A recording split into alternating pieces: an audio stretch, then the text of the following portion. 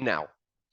So I was just saying, we've got people, over 700 people signed up to this event from all around the world, from 20 different countries, from Indonesia to Malawi to Italy and Finland and beyond. So really excited you could all be here this evening. I'm sure you've already seen many people are putting into the chat where they're from. So big hello to everybody.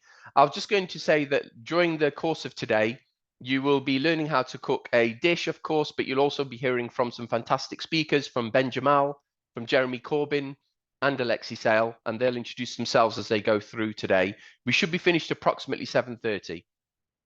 So just a quick introduction to myself. So my name is Raheel. My professional background is in learning and development. And then in 2020, I appeared on MasterChef UK. And since then, I've set up my own company called the Cookalong Company. What I mostly do is teach people how to cook online, corporate team building events, private dining. But charity is a big part of what I do, and hence why we're here today. We did the first Come Dine for Palestine event on the 29th of December last year. I'm saying now. Give me a big wave if you managed to make that one. So as you look around your screens, you'll probably see a few people who made that. We had over 200 people attending that one, and we're up to 376 already. So I'm sure many of you will have seen the horrific scenes and atrocities that have been committed in Palestine, not just over the past 105 days, but this has been going on for over 75 years. And the reason we wanted to do this today, is to raise vital funds for the people of Palestine, but also to show solidarity from all around the world. You'll see that I put in the chat function the links for the Just Giving pages for generously and what you feel comfortable donating. I've also put in the chat function what the different amounts of donation will achieve in terms of aid and water, electricity and medical supplies for the people down the ground. So feel free to have a look at that as well. And of course, you can email me or contact me after the event if you've got any further questions. So let's do what we can for the people of Palestine this evening and beyond. There will be future events, which I'll tell you about as we go through. So today we're going to be making a dish. A lot of people asked about the dish. Is it a Palestinian dish? So it's not a Palestinian dish per se, but a lot of the dishes that we know nowadays have multi-influences and are from many different cultures. So I guess the closest dish to what we're making today that most of you may have heard of or will have heard of is like a moussaka. And this is a Palestinian version of that. So it has ingredients that are very commonly used in Palestinian cuisine, such as pine nuts, cumin, paprika, and cinnamon. So hopefully it's going to be a nice fusion dish for you to try this evening. You can make it with lamb mince, or you can make it with corn mince to make it a vegan/vegetarian option as well. So the way this will work is that shortly I'll be putting the camera, you'll see actually another camera on your screen, which I'll pin shortly, which will be the main pots that I'll be cooking in. And I'll be recapping as we go through. So what I'd like to do is to get onto that pretty quickly so that we can start the cooking process, and then we'll keep revisiting it as we're going through. And of course, if you've got any questions at all, you can pop them in the chat function. I've got my team here looking at that, passing any questions over to me. So if there is anything that you need to ask, then please feel free to do so. So just give me another wave if you're still hearing me okay. Great. And the visuals are okay. Fantastic. So I'm just going to pin, actually what I'm going to do is I'm just going to move the camera, which I've pinned to the screen for you all shortly. Okay, so that's the main pots that I'm going to be cooking in. Can everyone see that okay on this screen? That should be large on your screen now. Is that okay? Yeah, great. So if I move this device just over here, what you'll see are all the ingredients that we've got already set up here. So I'll go through all of these individually as I'm doing the cooking process as well. So you'll see that all there. But the first thing we'll need to do is the aubergines. Okay, so if I just move this to one side for a minute.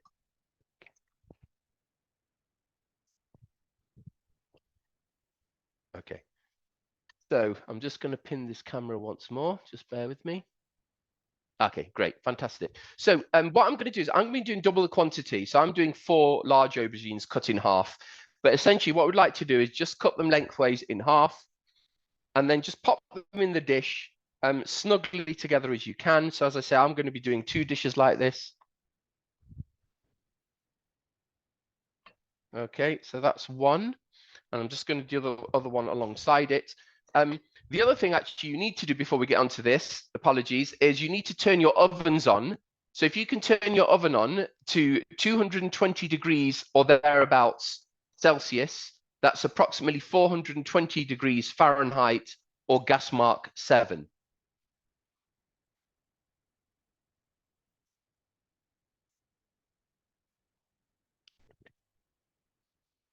Okay, so what we're going to do is the 2 dishes. So just pop the aubergines in there like so. And actually, you could do this dish with aubergines. You could do it with courgette. So peppers, you can really mix it up if you like. Okay. So first thing I'd like you to do then, please, is just to drizzle some oil onto those aubergines, please. So approximately 4 tablespoons in total if you're using the same quantity of aubergines that I'm using, but roughly about a tablespoon per aubergine. And um, I'm actually using this oil, zaytun oil, which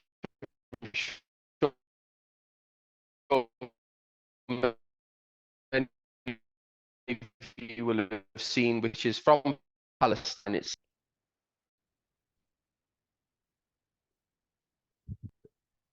So just generously putting pepper all over there.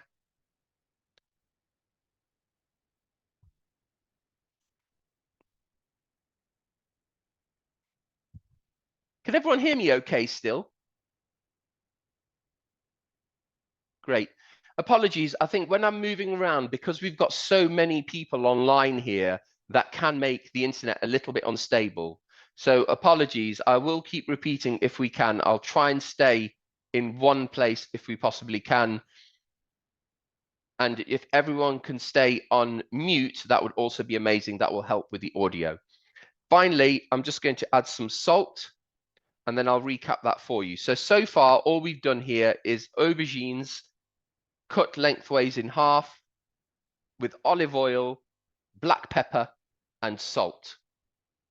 That's now going to go into the oven, which is at 220 degrees Celsius. That's 420 degrees Fahrenheit or gas mark 7. And we're going to pop those in there for 20 minutes.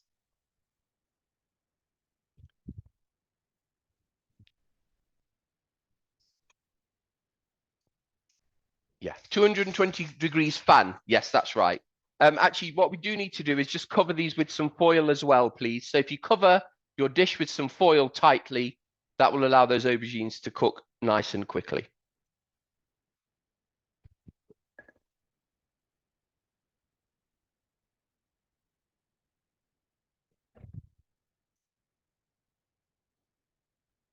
If you can look at the profile that says Rahil's iPhone, that's the one that's got the main picture right now.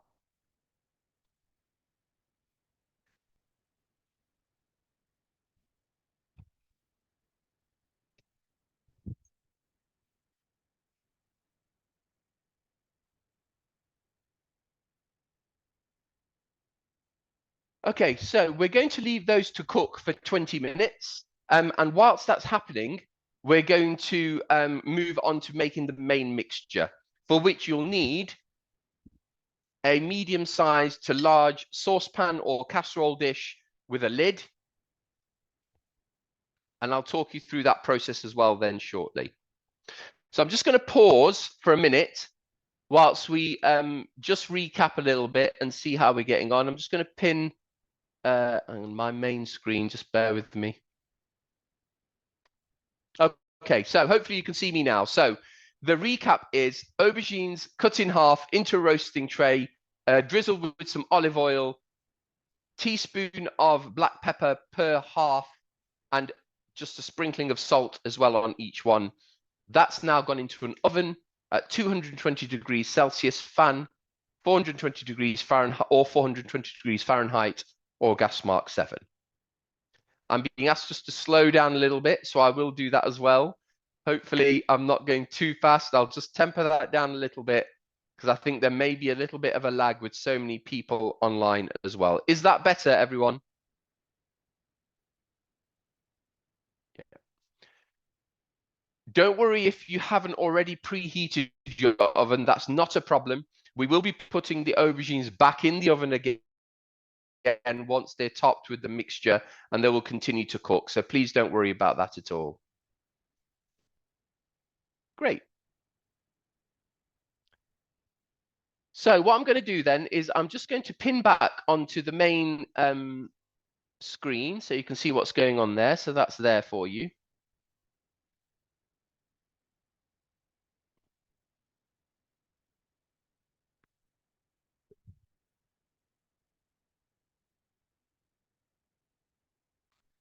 And the first thing that I need you to do is just in a bowl is to mix together all the spices. If I just pop this bowl, obviously there's no heat on the pan. I'm just popping the bowl in there just to make the spice mixture.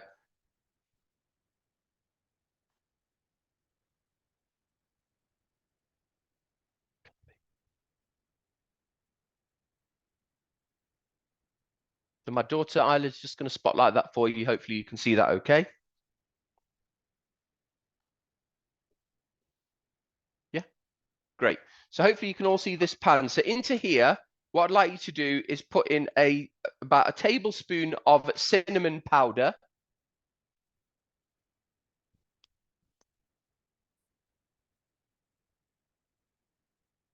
Approximately 1 teaspoon of cumin powder. Now I'm putting a little bit extra because I'm making double the quantity, but if you just go with a teaspoon, that'll be sufficient.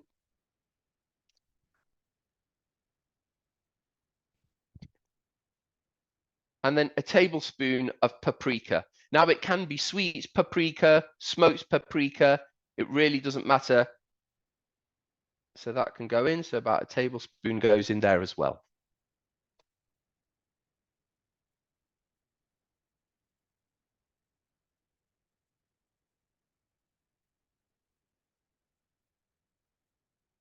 Okay.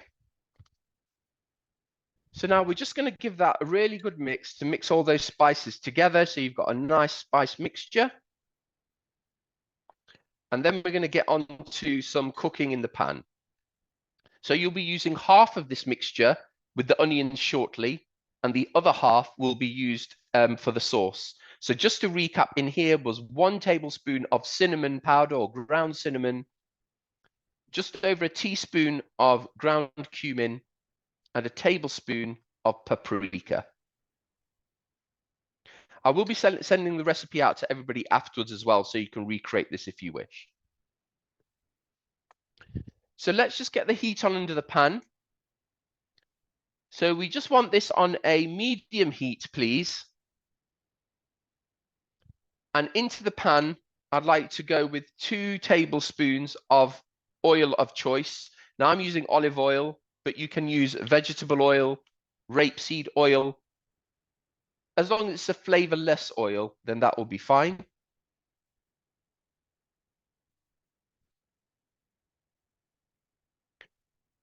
And then into the pan, I'd like to add your onions. So approximately 1.5 medium onions, finely chopped, but it doesn't matter if they're not super finely chopped. That's absolutely fine because they're going to cook down anyway. And then we're going to add on top of that approximately half of the spice mixture. Okay, so half of the spice mixture. You can turn the heat up now to sort of medium to high heat. And we're just going to start stirring this around to mix those spices in with the onions and with the oil. And we need to do this for approximately 7 to 8 minutes before we move on to the rest of the recipe. So you can be quite fierce with the heat there, Don't worry if as long as you're just constantly stirring or intermittently stirring, then those onions shouldn't burn, but you do want them to take on a nice brown color.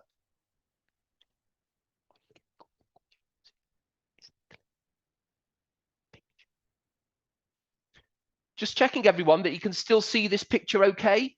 Just give me a thumbs up if you're still being able to see that all right. Great.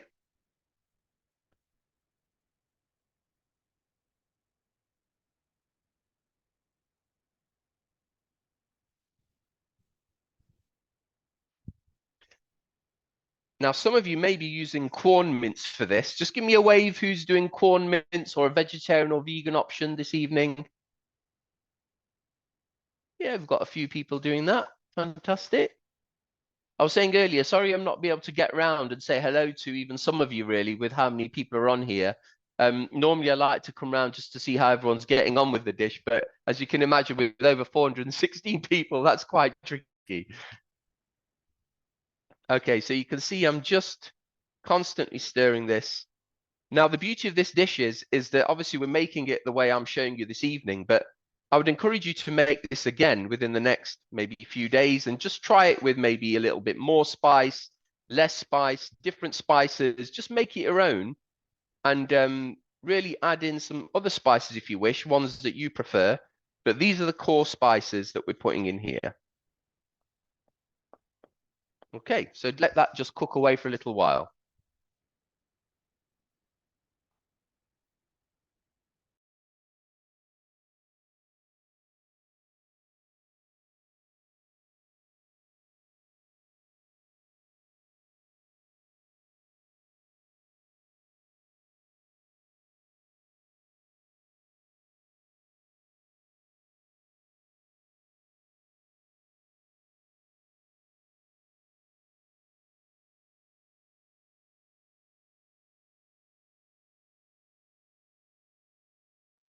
Yeah, sorry, I did just put myself on mute there for a second whilst I was just waiting for these onions just to cook through.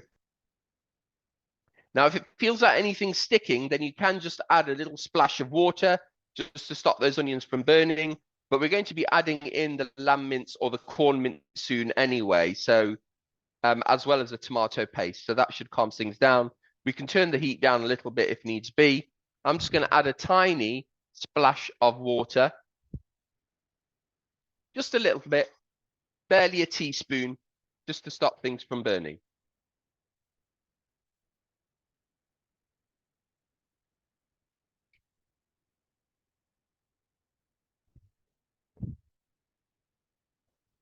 Okay.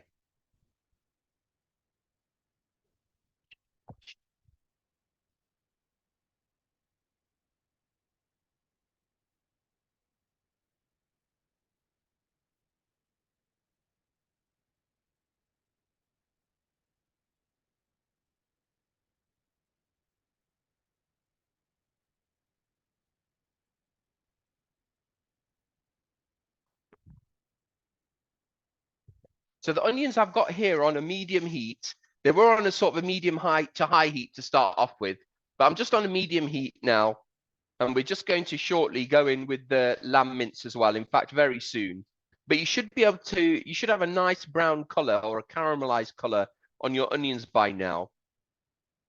Ideally, we'll give them just another minute or so longer. And then we can add in the other ingredients. So what you'll need next will be your lamb mince, your tomato puree or tomato paste, and your pine nuts. Okay?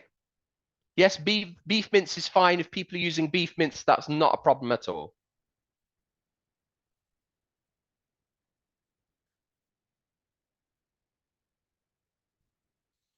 Okay, so let's do this. So the next thing I'd like you to do is to go in with your lamb mince then.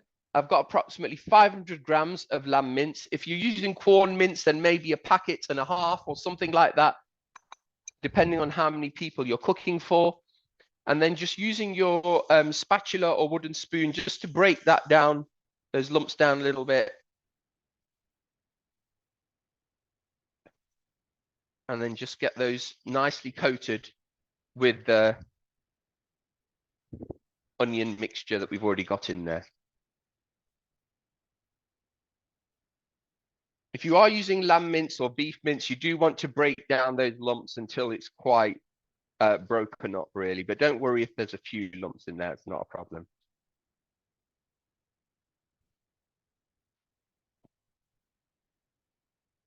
Okay.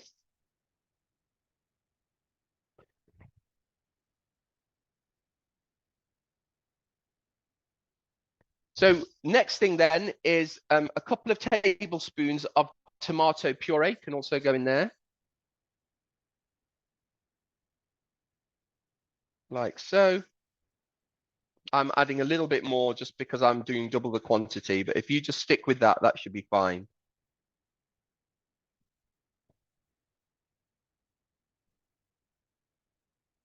So someone asked a question about what could you use if you don't have tamarind. Tamarind's a really difficult kind of ingredient to replace, really. So I would say probably just leave it out altogether. What you can do is add a tiny little bit more sugar and a little bit more lemon juice when we get onto that point. But really, I'd encourage you, if you can find it next time, is to find the tamarind in your local stores. Certainly here in the UK, you can find it in most supermarkets. Then you can use that next time, maybe. Okay. So we're on a medium heat now with this, okay, everybody?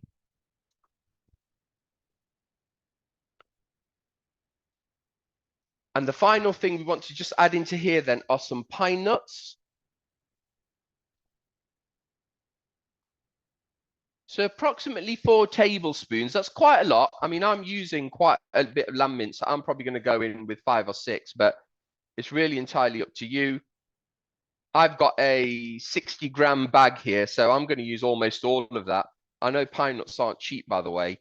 I was shopping for them today, and I was surprised just how expensive they are. But the other thing, actually, if you don't like pine nuts, you can use a smaller quantity of maybe sunflower seeds, perhaps.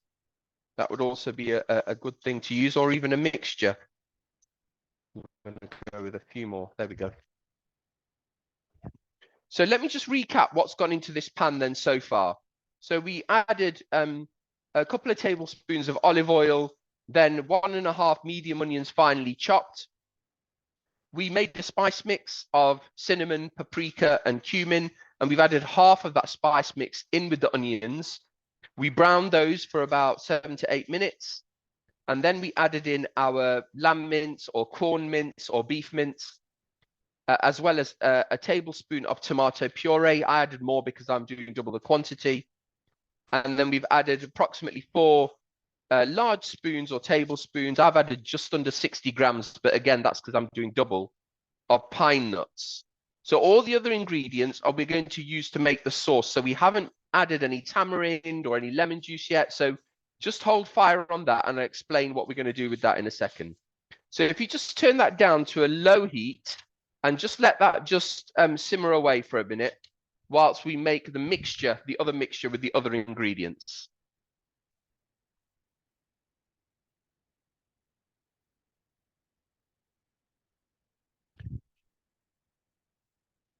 So I added in I added a couple of tablespoons of tomato puree, as you saw there. But if you're doing the quantity that's on the recipe, then you just need 1 tablespoon of that.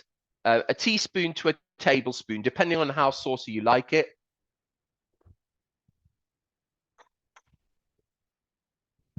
The other thing I'd like to add into here is just half a teaspoon of sugar, just for a little bit of sweetness to balance out those spices.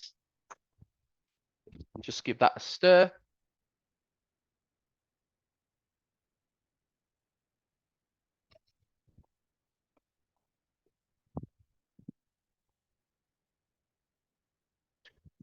Okay, so I'm going to show you now how to make the other sauce, which we're going to add into the base of the roasting dish to create more of an interesting sauce that will become part of the overall dish.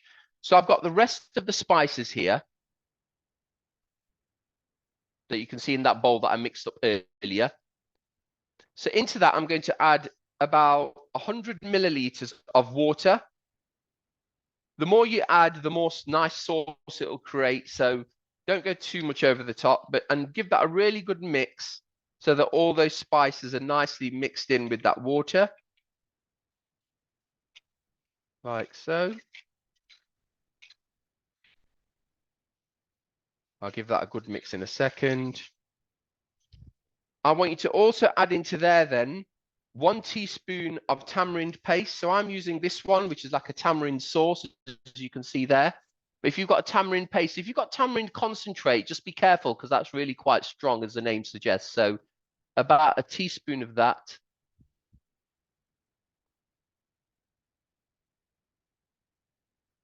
And then finally, the juice of half a lemon.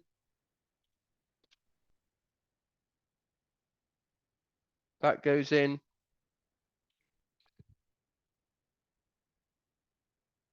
Quickly wash my hands. And then just 1 cinnamon stick as well. Finally, a little bit of pepper and some salt. And then I'm just going to recap that for you. Yeah, so sorry, just the confusion there. So because I'm doing the double the quantity, I've actually given you, as I'm going through it, I've given you what you need for the recipe that I listed on the actual website. So for 2 aubergines, you need to do the quantities that I've been explaining. All right, so you don't need to double up. I'm doubling up, but I'm telling you the quantity you need, if that makes sense. So you just go with what I'm saying necessarily rather than exactly what I'm doing here because I'm doubling up. Okay. So just give this lamb mince mixture another mix there. That's nearly ready now. Okay. So I'm just going to recap what was in this sauce. So we had the remaining spice mix from what we made earlier. I added about 100 milliliters of tap water, the juice of half a lemon, a teaspoon of tamarind sauce or paste, 1 cinnamon stick, and then seasoned with a bit of salt and pepper. Okay, so maybe half a teaspoon of pepper and just a little sprinkling of salt. So I'll explain what we'll do with that shortly. That's not going in here. That's going to go in the base of the roasting dish.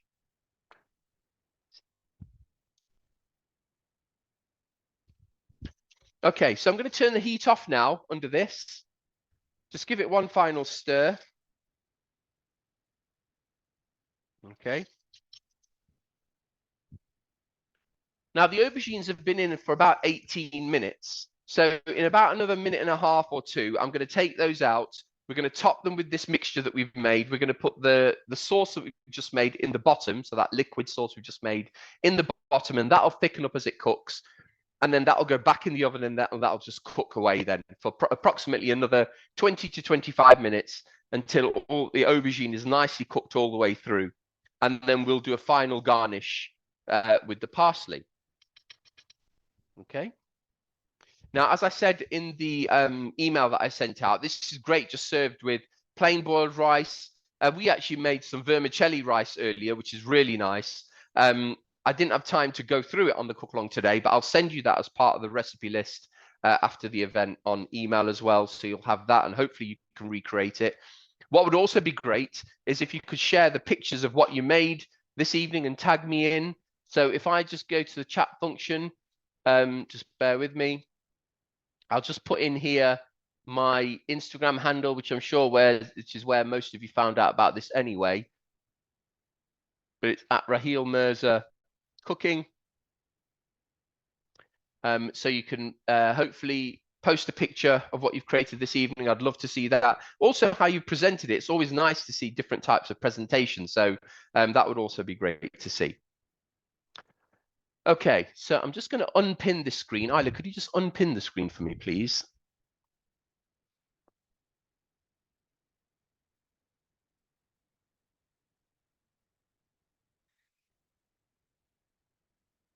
There we go. Right, I can see all your lovely faces now, because when I've got pinned, I could only see 3 or 4 people across the top. So now I can see all the many pages of people that we've got here. Give me a wave if you're still doing fine. You're still getting on okay with this. Excellent. Smiley faces. That's what we like to see. So I'm just going to ask Isla to pin that again for me, please. If you could just pin this for me, Isla. So what I'm going to do is the aubergines are just making a sound, which tells me that they're ready to take out. I'd like to turn your oven down now, please, by approximately 20 to 25 degrees. So about 195 fan would be great.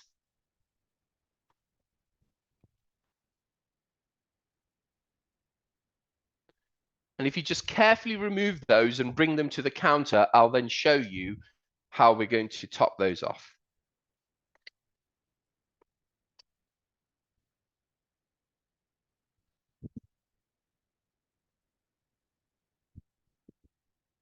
Okay. So if I just remove the lid on there, so the aubergines will be far from cooked. They certainly won't be cooked to this stage. If you put your knife through, you'll feel that they're still, I'd say probably about 50% cooked, if that. So don't be alarmed if they're not cooked through, because they won't be at this stage, all right? And so then what I'd like you to do then is to get some of that mixture that we made here and top each one with that lamb mince or beef mince, whatever you've got, or the corn mince, and cover each one over like so. Okay, just generously on each aubergine half. I'm keeping half back because, as I say, I'm doing double, so I'm going to put the rest of this on the other tray.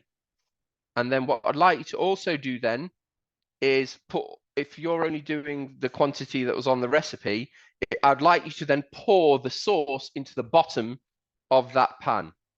All right. So for yourselves, if you're doing the quantity as per the recipe, all of that can go into the bottom of the pan. But for me, I'm just going to do half of that now and the other half in the other roasting dish. There we go. And that will just create a really nice sauce as it thickens up over time. All right, so that's the first one. And then again, covering that over with the foil, and that can then go back in the oven. All right, so that's going back in the oven until it's cooked through, which will probably take about 25 to 30 minutes, depending on how big your aubergine halves are. All right. Okay, so I'm just doing the second one now.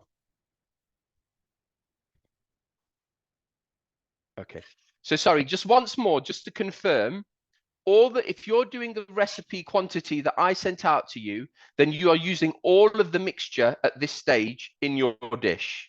All right, you're using all of it. So because I'm doing double, you're seeing me doing this twice, but the quantities I've been calling out to you are just for the actual recipe I sent to you. So please don't, I know that is a little bit confusing, but all of what you have now, you need to put into your dish. All right, so all the sauce, all the mince, all the mixture goes in on top of and around your aubergines, please. As I say, I will send the recipe out afterwards again. Okay. There we go. So that's that. And then the rest of the sauce is going to go in the bottom. You can also drop that cinnamon stick in there as well if you wish at the bottom to pop there for some extra flavor. There we go. And the rest of that sauce is going to go in here. So you can now pop that dish back into the oven. As I say, it should be on about 195 degrees now. That's fan. Or just reduce it by approximately 25 degrees from what it was before. And then we're just going to leave those in there to cook away. I'm going to set the timer for about 25 minutes initially. Now, when we have our speakers on, whom we'll be going to shortly, so that I don't interrupt them in between or mid-speech, I will just pop into the chat function about when to check, see what's going on, etc., etc. So please just keep a lookout for that as well. So that's in now.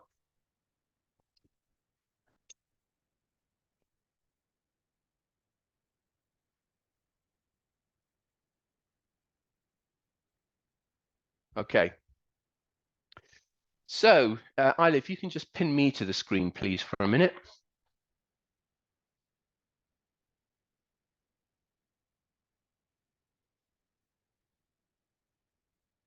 Okay, wonderful. Thank you. And we can unpin that one. Can you remove that one? Okay. So what we're going to do now then is we are going to, let me just make sure that we've actually got Ben on here before we introduce him. Just bear with me 2 ticks. Yeah, we have. So shortly, what I'm going to do now is I'm going to invite Ben Jamal to come on. He'll be talking to us for sort of 5 or 10 minutes, and then we'll bring in Jeremy, and then we'll bring in Alexei. So for the next sort of 25 minutes to half an hour, we're going to have some talks about the great work that PSC are doing. Hopefully, we'll also be joined by Sarah as well from Medical Aid for Palestinians. She'll also tell us a little bit more about how the money you're donating is being used on the ground and for aid. So please stay tuned for that.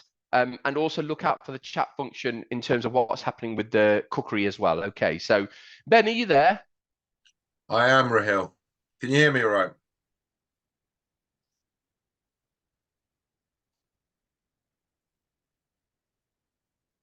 Can you hear me?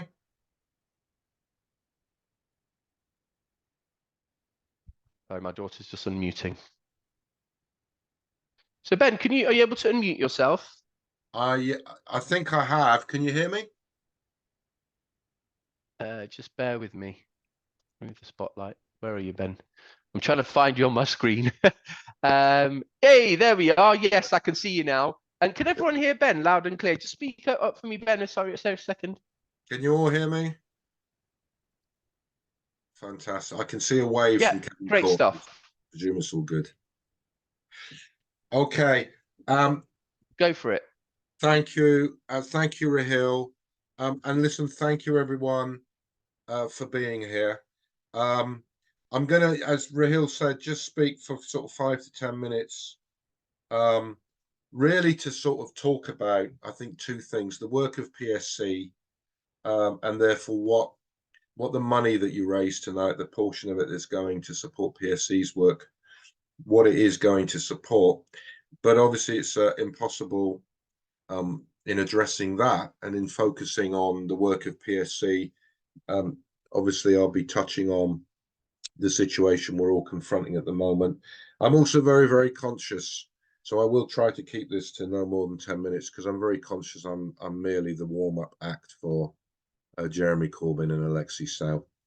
And apologies for those of you. It's fantastic to see so many people here. Any of you who are here who were at the last cook-along, I apologize for anything I say that is in any way repetitive. So look, briefly, for those not familiar with who we are, we are the largest Palestine solidarity organization in Europe.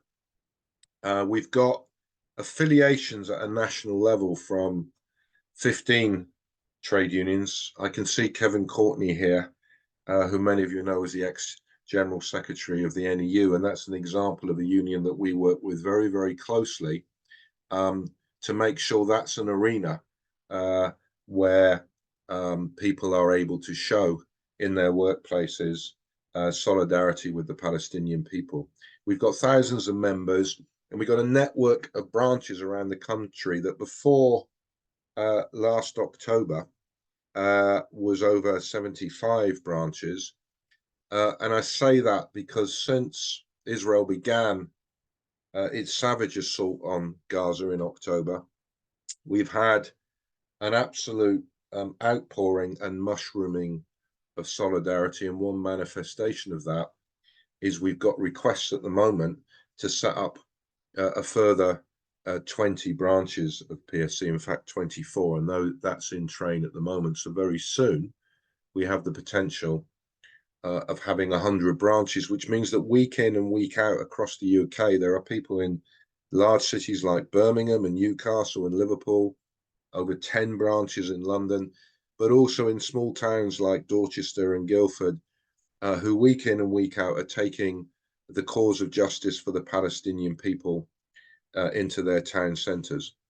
We also have a very large body of people who may not be activists within our branches, but want to take what actions they can, and who subscribe to receive regular messages from us. Many of you, I'm sure, will be amongst them. You'll know if you get an email from us once or twice a week asking you to take a form of action. Before October, that was 75,000 people, and now it's over 250,000. And that's been reflected in the actions we're taking at the moment. Some of you will recall before Christmas, there was a vote in Parliament on a ceasefire, an amendment to the King's speech. And in the week before that, extraordinarily, and this was just through the action that PSC had organised, so an opportunity for everybody to email their MP, 350,000 people sent emails. So that's this sort of, at the moment, the intensity of some of the actions that are taking place. Now, at the moment, we are focused on levering every possible political lever and avenue of political pressure we can to call on the government to call for a ceasefire. One way in which we're doing that, but not the only way, but one of the most visible, are the very large marches that we are organising in London, the latest of which, I'm sure some of you were there, took place last Saturday, where we had 500,000 people marching. And interspersed between those marches are days of action. One of those is taking place tomorrow. So there will be, I think the latest count is about 80 towns that we know about where people will be taking action. They will be marching, they will be holding vigils, they'll be holding stalls. Some of them will be taking action against some of our boycott targets. And then the following Saturday, we have a very specific day of action, which speaks to our longer term campaigning. And it's a Stop Arming Israel action. And one of the things we're asking people to do on Saturday, the 27th, is to be picketing Barclays Bank. That's one of our core strategic boycott targets because of its complicity in supplying the financial infrastructure to the companies that are supplying the weapons that Israel is currently using against Palestinians. All of these actions are required because the situation is so grave. For weeks, we've not been alone, but we at PSC have been using the language of genocide. We don't use it loosely. Hundreds of scholars of crimes against humanity have many, many weeks ago say this was becoming a textbook case of genocide. And that charge has obviously now been formally laid before Israel at the International Court of Justice. And many of you will have seen the presentation. In some ways, it didn't tell us anything new, the presentation that South Africa made. It didn't tell us anything new. We knew the extent of the suffering. We're seeing it live streamed across our screens, but some of the detail that they provided is very difficult to process and horrific, almost beyond endurance. A Palestinian currently being killed every 6 minutes, 2 Palestinian mothers being killed every hour. And one fact that was presented that I have to say I find very hard to get out of my mind: 10 Palestinian children every day at the moment are having one or both legs amputated, most often without anesthetic. So that's the urgency of the moment. And that is why we have to sustain every lever of pressure to bring an end to this. But our other core message that we take to every demonstration is that for the violence to end, we need to deal with the root causes, and that is the enduring and ongoing military occupation and sustenance of a system of apartheid. And that's part of our ongoing task. At the moment, there are many, many people who are so horrified at what they're seeing that they want to show some basic solidarity, which I always say the root of solidarity is an act of empathy, an act of love. It is people saying to an oppressed people, we see you, we hear you, we acknowledge your oppression. We know that an injustice to you is an injustice to all of us, and we stand with you. But solidarity also demands sustained activism. And whenever we ask Palestinians, what is it we can do? It's the question whenever we bring a Palestinian to speak to people in the UK. They're always asked at the end of the meeting, what can I do? What can I do? And their answer is always the same: end your complicity, end the complicity of your government, your public bodies, and the companies and corporations whose support enables this system of apartheid and our oppression to continue. So that means we conduct mass lobbying of MPs, making demands for them to take the necessary action to hold Israel to account. It means, as I said, we work within trade unions, we work with students, and it means we encourage people in communities across the UK to take action directly against the companies and corporations that are complicit and hold them to account. You know, and Barclays, I've identified, the message is very simple. As long as you continue to be complicit in these rights violations and violations of international law, we will not invest our money in you. I want to finish with a quote. Some of you would have heard this before, and I quoted it from the stage at Whitehall on Saturday. It was used in the submission by the South African lawyer, the very powerful submission to the International Court of Justice. And it was a quote from the Palestinian priest, Munzer Isaac, who delivered a sermon in Bethlehem on Christmas Day. And he said this, and I'll quote him. He said, "Gaza as we know it no longer exists. This is an annihilation. This is a genocide. We will rise. We will stand up again from the midst of destruction as we have always done as Palestinians. But I want you to look in the mirror and ask yourselves this: where was I when Gaza was going through a genocide?"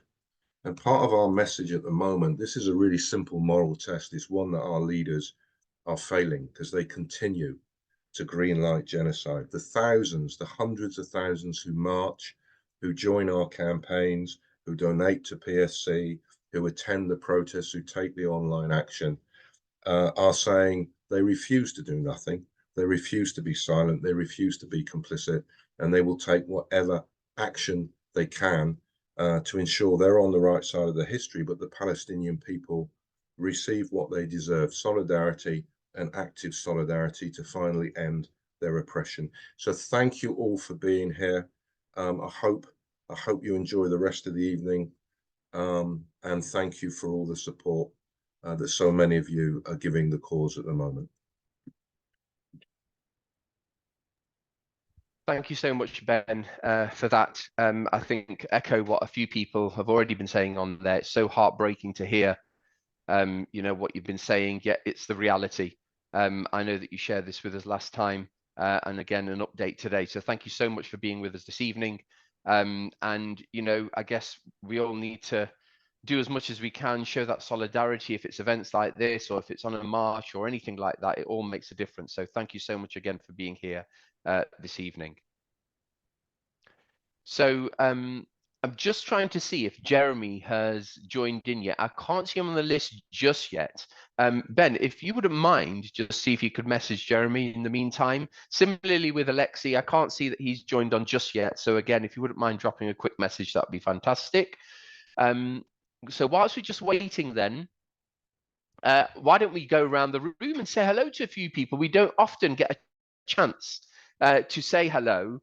So if you want to come off mute and say hi, it'd be great to hear from you. You don't have to, but this is a bit of potluck really. So I'm just going to scroll through the screens, and wherever I stop, I'm going to say, please come on, say hello. So the name I'm seeing here is, what we got, Layla Musa. How are you, Layla Musa? Let's see if we can just unmute you, please. And if you could come on and say hello. Isla, could you unmute Layla Musa for me, please? Are you there, Layla? L-E-I-L-A-H, Layla.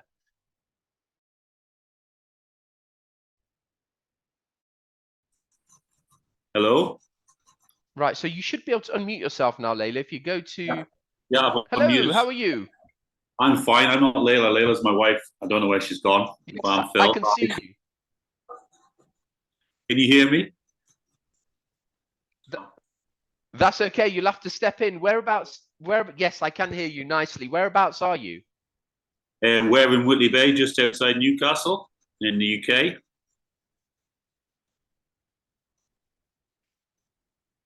Amazing. And have you been cooking along this evening, or?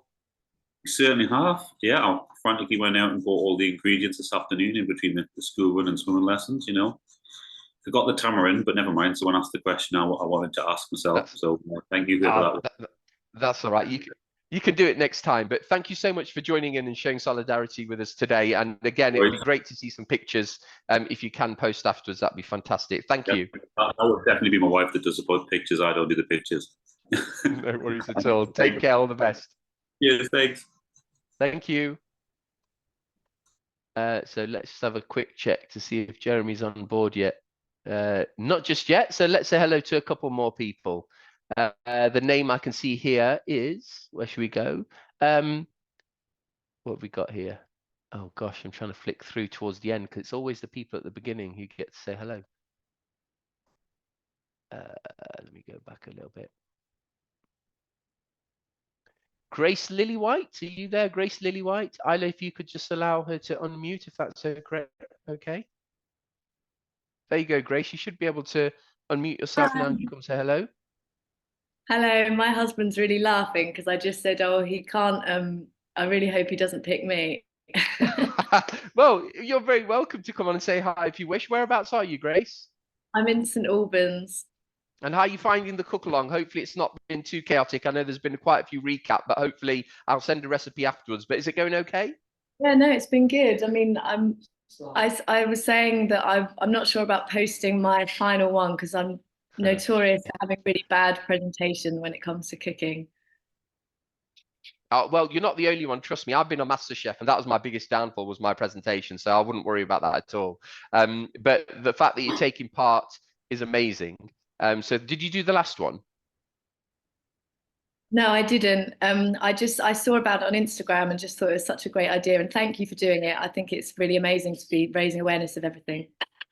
Oh, thank you. That's really kind. And hopefully you can join the next one. So I put that in the chat function as well. So thanks so much, Grace. Hopefully you and your family are going to enjoy that.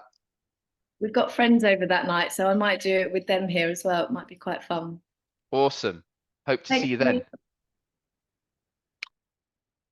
Take care. Bye. Sorry, I think there's a little bit of a lag because there's just so many people on. So apologies if I'm trying not to talk over people, but I'm kind of hearing it a little bit late, but hopefully that's okay. So thank you to Grace as well. You'll see that I put in the chat function that the next cook along is on Saturday, the 10th of February. That link is now available for you to go on and book your tickets if you wish to be on that again. I can see some people have got their hands raised. So why don't we go and say hello to them? So they're clearly very keen to say hi. So I can see Anna and Amira. How are you, Anna and Amira? Can you come off mute and say hello? Hi. Hello, how are you? The kitchen smells amazing. Thank you. Whereabouts are you? We're in Shepherd's Bush. Glamorous London. Amazing. And did you do the last one? No. Sorry. Are you keen cooks, both of you? Stunning. Yeah. Well, yeah. No one complains. Yeah.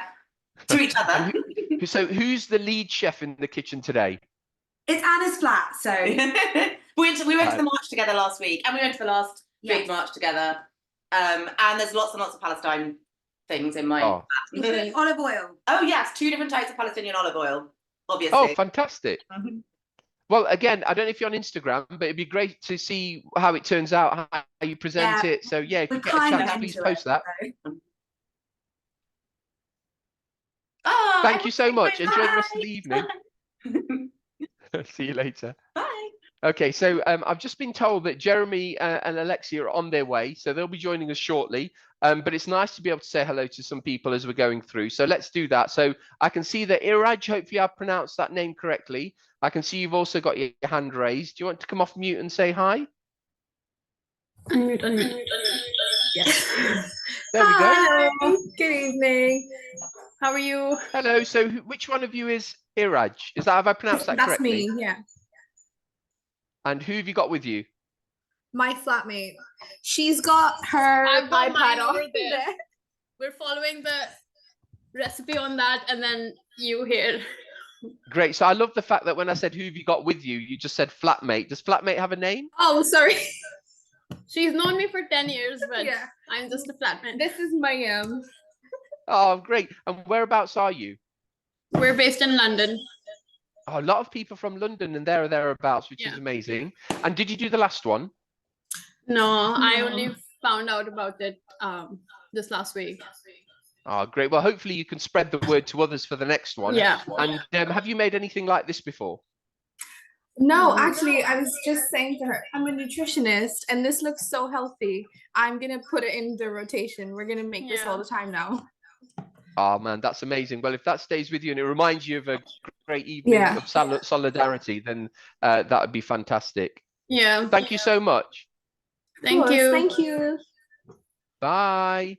Right, one more person, because I know, Jeremy, I'll be with you shortly. I just wanted to bring in one more person, then I'll come straight to you. So the hand I can see raised, I can see Carolyn, who looks like she's surrounded by a number of different people. Isla, can you just unmute Carolyn for me, please, waving the flags there? Whereabouts are you all? Sheffield. Sheffield, hi, how are you doing? Yeah, we're good. It's a birthday celebration for the heroes. It's my birthday, and there's 15 of us here. Oh, happy birthday. Thank you. Thank you. Wow, okay, so quite a gathering. And have you been cooking along, or have you been observing and watching? Oh, I'm sitting about. I've been cooking. Yeah. Yeah, it's slightly chaotic. I don't know how it'll turn out. But We've been how many times we've been doing them about at least 4 times the quantities that you've been doing. randomly done and everything. Yes. Well, I'm sure it'll turn out fantastic. Sorry, there's a little bit of a lag on the speaker here, but it sounds like you're having good fun anyway. So look, a happy birthday to you again, and hopefully you enjoy the rest of the evening. Thank you. Thank you.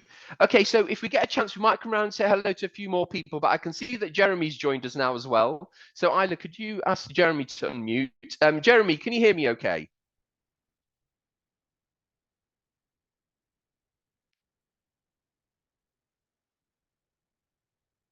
Is that better? Ah, yes, that's wonderful. How are you? Very good, thanks. I've just walked through the door to my house. I've been doing. That's okay.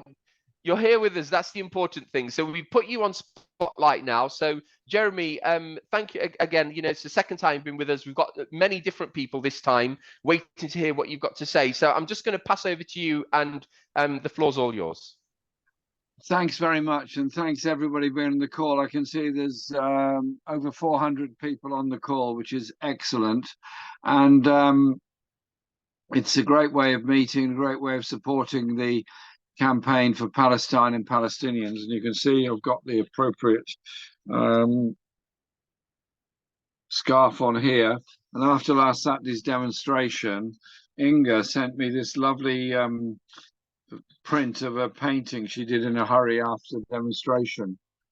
And you see the Palestinian flag there, the colours of it. And it was at the rally last Saturday in Parliament Square that it was done. What I wanted to say was this, that it's been another awful week for people in Gaza. The death toll is now going to be somewhere near 30,000 people killed. I suspect many more found under the rubble. And there was a man came up to me just as I was leaving Parliament Square to go and speak at the other rally in Trafalgar Square last Saturday, and he said, Jeremy, I know you're very aware of things, and I know you think it's really bad in Gaza. He said, however bad you think it is, it's 10 times worse. He said he'd seen scenes he hoped he would never, ever see in his life again. The way in which people are dying from wholly preventable conditions. There are now as many dying, apparently, from preventable conditions like diarrhea, dehydration, hunger, pain from operations conducted without anaesthetic than there are being killed by the continued bombardment. It's absolutely appalling what's going on. And I probably, like everyone on this call, feels that sense of frustration that we can see and know what's going on from various media outlets.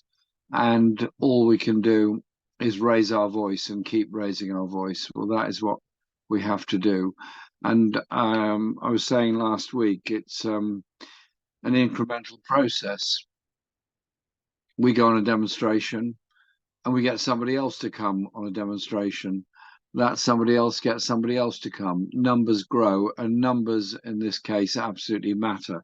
And so tomorrow I'll be in Birmingham, where I'm very pleased to find that there are now 2 marches because there were so many people coming, and they're going to join together just before we reach the Birmingham city centre. So I'll be there at the rally in Birmingham city centre, speaking on all of this. The other thing I wanted to say was that last week I was in The Hague for the International Court of Justice hearing, and well done South Africa for making the application, and the League of Arab States supported it, and it has gained support from a number of other countries, Colombia and Brazil. Mexico has now joined in, Chile has joined in, and a number of other countries are joining in as well. And so it has become a global cause. And again, that gives people who support Palestine an ability to raise it in their own country. Why hasn't their own government joined in? I have asked the British government to join in. I wasn't really expecting anything other than the answer I got. They refused to join in, but we were able to make that demand.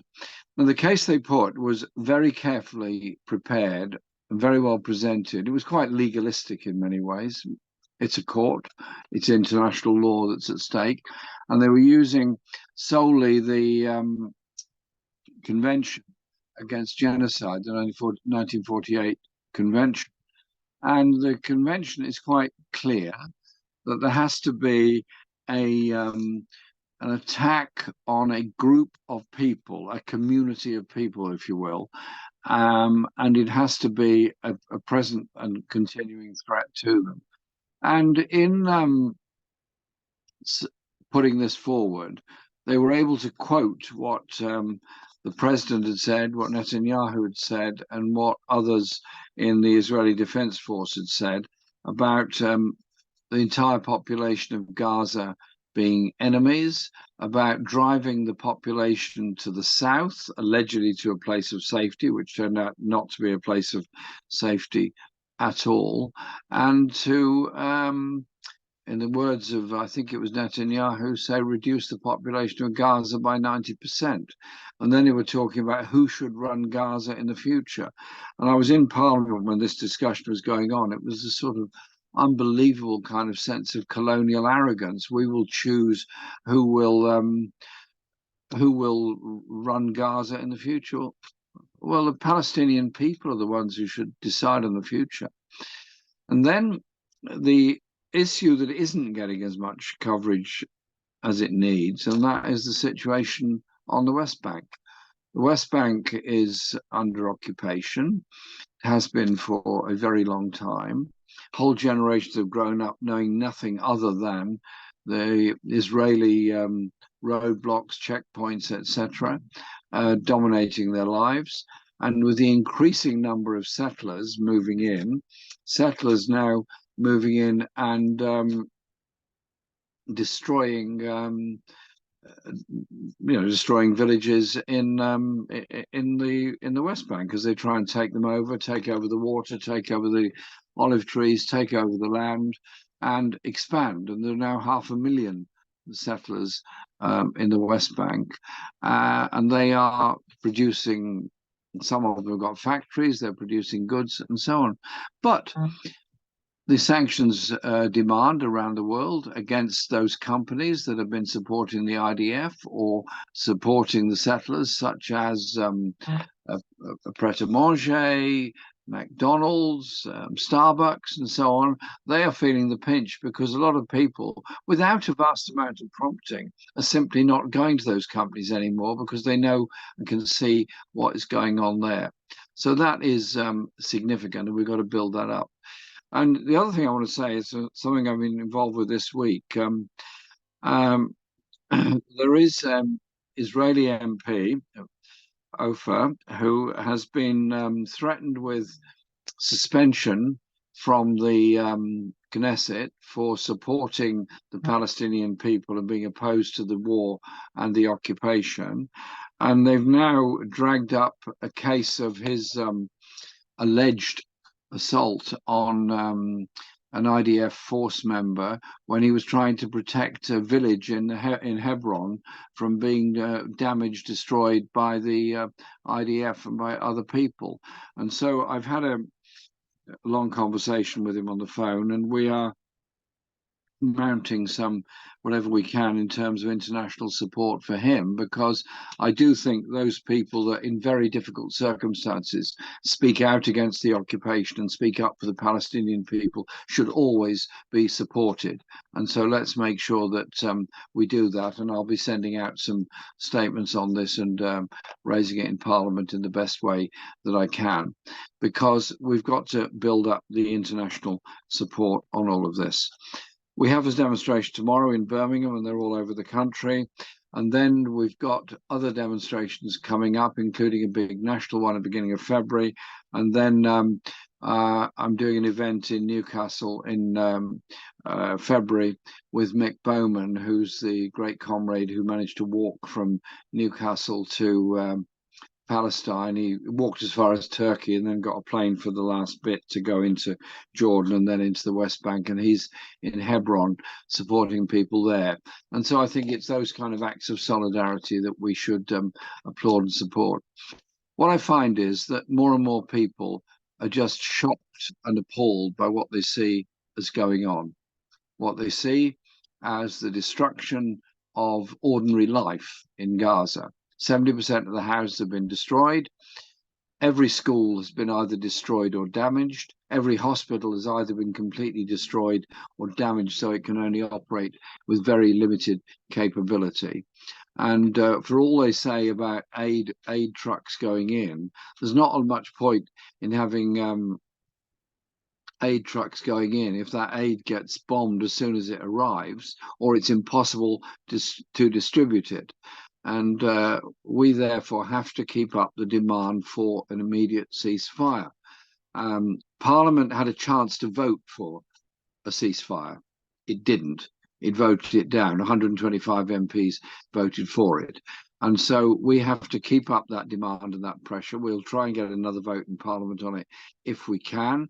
But it's not so much what vote or other takes place in Parliament. It's shaming political representatives and shaming companies that just go along with this appalling destruction. And we need to keep on raising that voice. And now the war has extended into the Red Sea with the bombing of the positions in Yemen.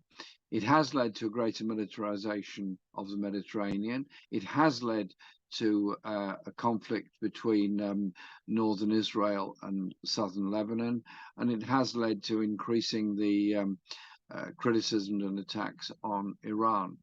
Fundamentally, in all of these disputes is the issue of Palestine, is the issue of the occupation, is the issue of the bombardment of Gaza.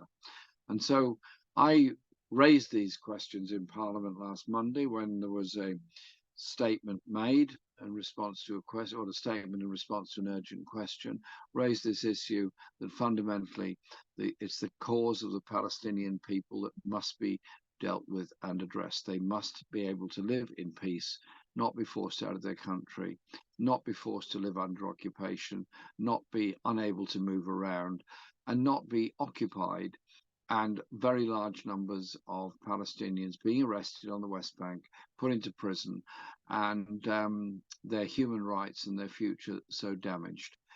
This is a desperate time for Palestinian people, and we need to be unified in our support for them, support for the Palestinian people as an act of solidarity, not of telling people what to do or how to fight their struggle. That's not our role. Our role is to get that support there.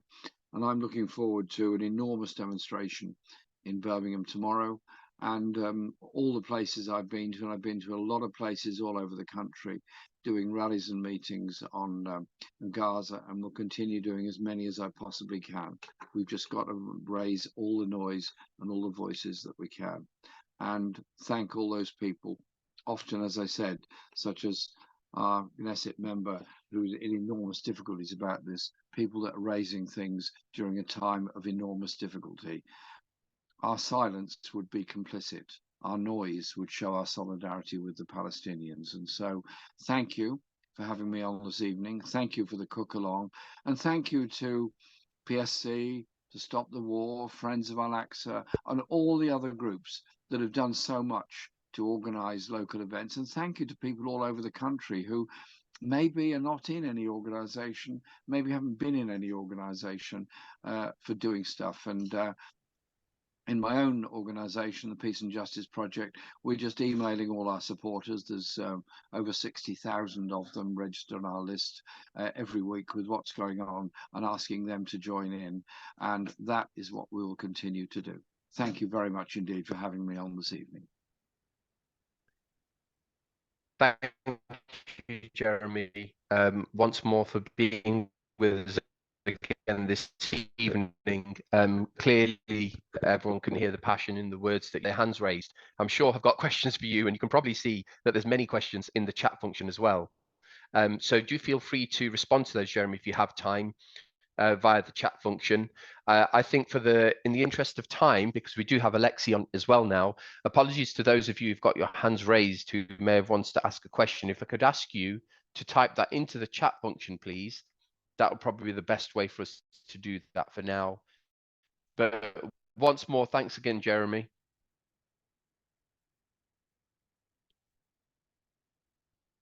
Go for it.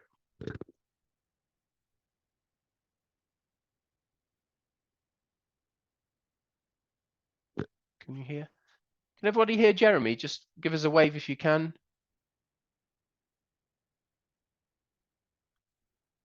No, not just yet. Just try that again for me, Jeremy. Can you unmute Jeremy for me, please? Perfect. Just wanted to say a big thank you to Alexei for all his work, but also coming last night to a very good event we had in Conway Hall in support of Julian Assange. And remember, Julian's work in releasing so much information about the behavior of military powers around the world has done an awful lot to inform us, enable us to do all that campaigning. Alexei was there last night, and we will all be outside the Royal Courts of Justice and 8:30 in the morning on the 20th of February when the case comes back there. So I'll be there. I know Alexei will, and many, many others. So just to say that, thank you very much. Thank you, Jeremy, and that's a great segue into our next speaker. Thank you so much. So we do have Alexei online as well, who will be unmuting shortly. But just to say that whilst Alexei's speaking, you'll be able to see on the camera where I had my pan earlier, you'll be seeing me plating up the dish. My aubergines are now cooked. So that we don't interrupt Alexei, I'm going to start showing you how I'm plating my dish up again so that you can see that and how it will be finished off. But without further ado, Alexei, if you could just unmute yourself, please. Can you hear me okay? I've done that. Can you hear me? Yes, I can hear you loud and clear. Isla, could you just pin Alexei to the main screen, please, for me? Just bear with me, Alexei. Yeah. There we go. Wonderful. Great to see you. Thank you for joining us this evening. I'm happy to be here for reasons I can't go into. I'm in a hotel room in Gatwick. Right. So it's better to leave the country and go to Venezuela before they came for me, really. Oh gosh. Okay. Well, before they take you, I'll hand over to you then, Alexei, and feel free to say a few words. Yeah. No, I'll just obviously I was invited to just speak about my involvement with Palestine and my involvement with PSC, I guess, and it really goes back. Well, I mean, my parents were in the Communist Party. I was, make the same joke. They told me it was Lenin who came down the chimney at Christmas. But there was a lot wrong with the old CP. But one thing that my parents gave me and has stayed with me is a sense that the people you should always side with are the oppressed. Never side with the oppressor, but always side with the people who are being kicked around or being punched down on. It's always. I mean, there is nobody more abused, I think, than the Palestinians in a sense. The leadership in the West Bank is corrupt, incompetent. Every time they try and found their own civil society, it's destroyed by the Israelis. They are obviously the autocrats who rule the Arab world are only supporting them because they are frightened of the tremendous support that they get from their own people. Clearly, the global north, you know, the United States and its nasty little sidekick Britain opposes them. The EU, by and large, opposes.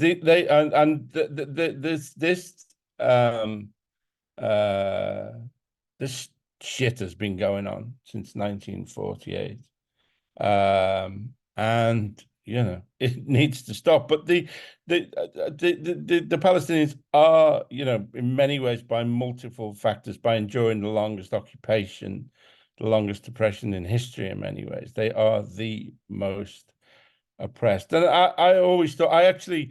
I when I was like 15, even though I was still at school, I used to hang around the Liverpool University, and it was Freshers Week, and I came across a stall manned by two Palestinians, and I got talking to them, and they became very close friends. And my friend Wasim Abdullah, who still lives in Ramallah to this day, and I was just, apart from the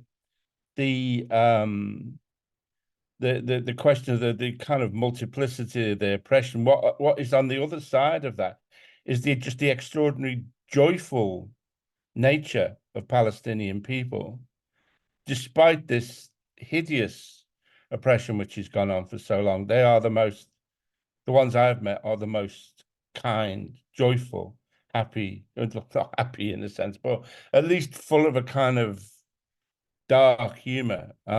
Just the most, you know, you shouldn't support people because they are wonderful. There's no need for them to be wonderful. Yet in the face of this extraordinary multiple oppression, they seem to, the ones I know anyway, seem to have maintained a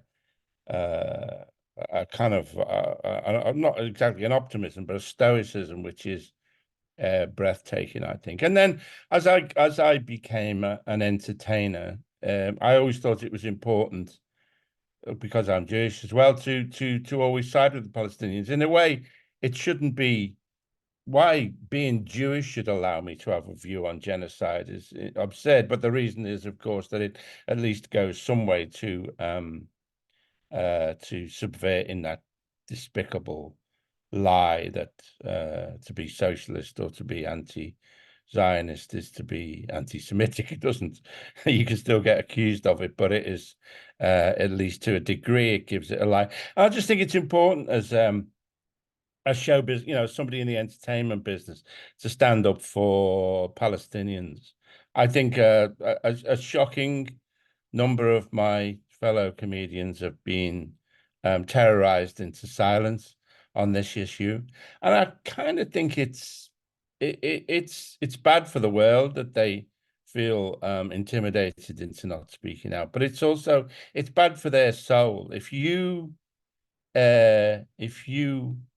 allow yourself to be intimidated, if you allow the coward in you to come to the fore, then it corrupts you, and it also, you know, it makes what you say as a comedian irrelevant. If you won't speak on this issue, if you are, you know, if you will allow yourself to be silenced on this one most crucial issue that has happened in a sense in my lifetime, then you are, you know, you're not a comedian, you're not a political comedian, you're just an empty shell, really. So I think it's really important as an entertainer to just keep speaking out, really. You know, Kant said the only moral act is one done out of duty. That if you get something out of, you know, an act, it doesn't count, really. That it has to be done out of duty. It has to be done purely for a sense of morality.